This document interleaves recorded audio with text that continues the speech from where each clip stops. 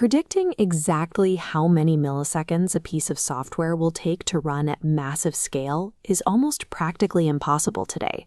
Hardware varies, network latency fluctuates, and server loads constantly shift. To deal with this unpredictability, we have to stop thinking about exact stopwatches and start thinking in terms of boundaries. It is like planning a drive from Patna to Delhi. You know the distance and the speed limits. Even with perfect weather and zero traffic, you calculate an absolute minimum travel time of 10 hours. You cannot arrive any faster than this floor. On the other extreme, you account for delays. Factoring in rush hour, construction, and rest stops, you calculate a maximum time of 15 hours. Barring a catastrophe, the trip will not exceed this ceiling. With the absolute floor and ceiling established, you can reliably state that the typical journey will grow at a predictable expected baseline of around 12 hours. Evaluating algorithm performance requires these exact same three boundaries. We are not timing execution speed. We are defining the minimum, maximum, and expected bounds of how the workload scales. Stating a single execution time is useless for system architecture. To build reliable software, engineers must calculate the absolute floor, the absolute ceiling, and the expected baseline of resource consumption. We define these three boundaries using specific mathematical notation. The absolute minimum time, our 10-hour flawless road trip, corresponds to omega. It represents the best-case execution floor. The absolute maximum time, our 15-hour delayed trip, maps to big O. This is the worst-case execution ceiling. The exact expected growth trajectory of the workload maps to theta. This gives us the precise rate at which resource consumption scales. A simple way to track these limits is to remember that big O means over, omega means under, and theta means together. We use these notations to describe the asymptotic trajectory of an algorithm. That means we are measuring how the execution requirements behave strictly as the size of the input data approaches infinity. These three symbols are not interchangeable labels for complexity. They are distinct mathematical formulas required to describe the full performance profile of any codebase. Predicting exactly how many milliseconds software will take to run at massive scale is impossible. Hardware varies, network latency fluctuates, and server loads constantly shift. To deal with this unpredictability, we have to stop thinking about exact stopwatches and start thinking in terms of boundaries. It is like planning a drive from Patna to Delhi. You know the distance and the speed limits. Even with perfect weather and zero traffic, you calculate an absolute minimum travel time of 10 hours. You cannot arrive any faster than this floor. On the other extreme, you account for delays. Factoring in rush hour, construction, and rest stops, you calculate a maximum time of 15 hours. Barring a catastrophe, the trip will not exceed this ceiling. With the absolute floor and ceiling established, you can reliably state that the typical journey will grow at a predictable expected baseline of around 12 hours. Evaluating algorithm performance requires these exact same three boundaries. We are not timing execution speed. Instead, we define the minimum, maximum, and expected bounds of how the workload scales. A single execution time is useless for system architecture. To build reliable software, engineers must calculate the absolute floor, ceiling, and baseline of resource consumption. We define these three boundaries using specific mathematical notation. The absolute minimum time, our 10-hour flawless road trip, corresponds to omega. It represents the best-case execution floor. The absolute maximum time, our 15-hour delayed trip, maps to big O. This is the worst-case execution ceiling. The exact expected growth trajectory of the workload maps to theta. This gives us the precise rate at which resource consumption scales. A simple way to track these limits is to remember that big O means over, omega means under, and theta means together. We use these notations to describe the asymptotic trajectory of an algorithm. That means we are measuring how the execution requirements behave strictly as the size of the input data approaches infinity. These three symbols are not interchangeable labels for complexity. They are distinct mathematical formulas required to describe the full performance profile of any codebase. Let's look at this mapped on a coordinate plane.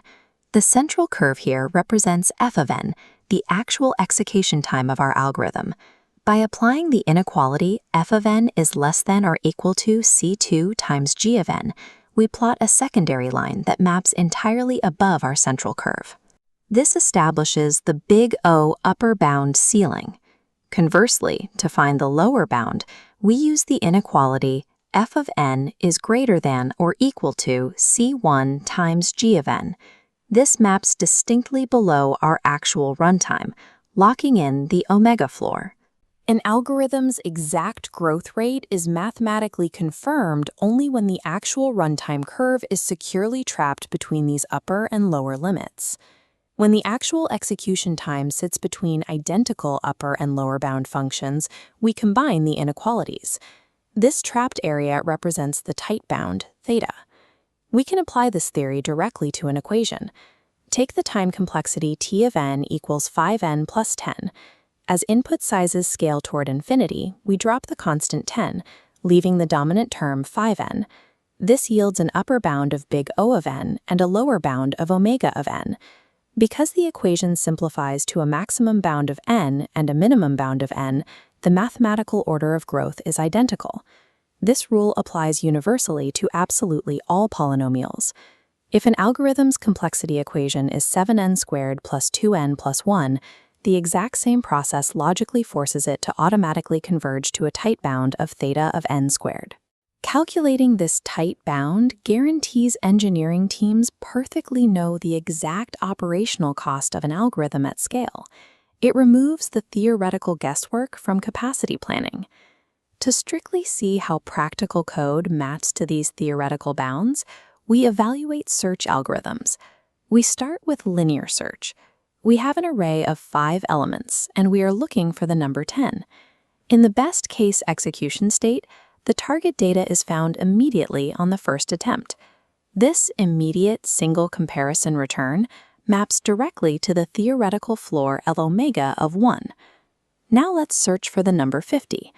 The algorithm must check the first box, fail, and move to the second, fail, and so on. It requires scanning every single element in the array. This complete exhaustive effort represents the maximum required work, firmly establishing the absolute ceiling notation of big O of n. Changing the search architecture dictates a completely different upper mathematical bound. Consider binary search. Instead of checking elements one by one, binary search targets the middle of a sorted data set. If the target is higher or lower, it simply discards the incorrect half. This algorithmic halving process drastically lowers the worst-case scenario. Instead of scanning every item, the maximum required work drops to a logarithmic ceiling of big O of log n. For these search algorithms, execution performance is entirely dependent on the external data layout. The best case and worst case are completely different, meaning big O and omega represent distinct, non-overlapping physical realities. That dynamic behavior is not universal. We contrast the variable performance of searching with the static workload of selection sort. Selection sort operates by scanning the entire dataset to find the absolute minimum value, placing it at the front, and then scanning the entire remaining subset to find the next minimum.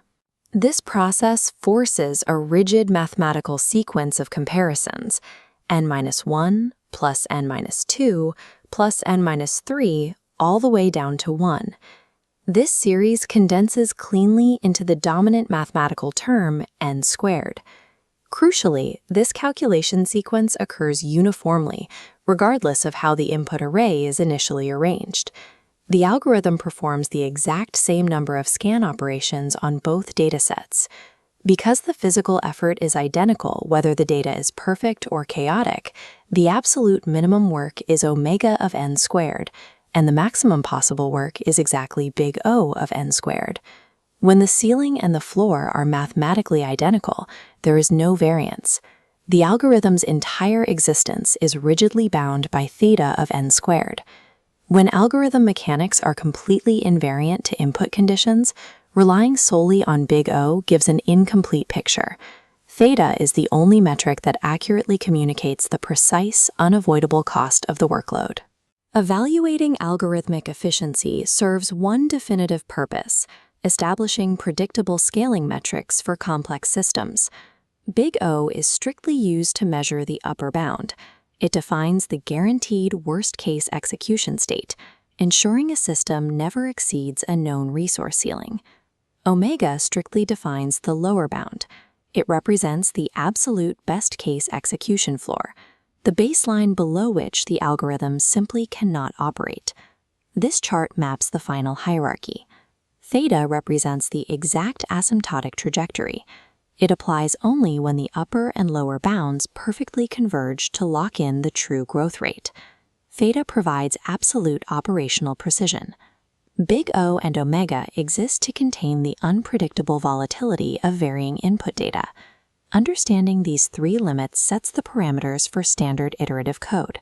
The next level of computational analysis requires calculating these limits for algorithms that repeatedly call themselves.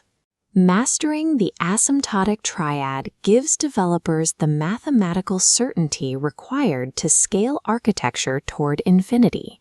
It is the necessary foundation for conquering recurrence relations.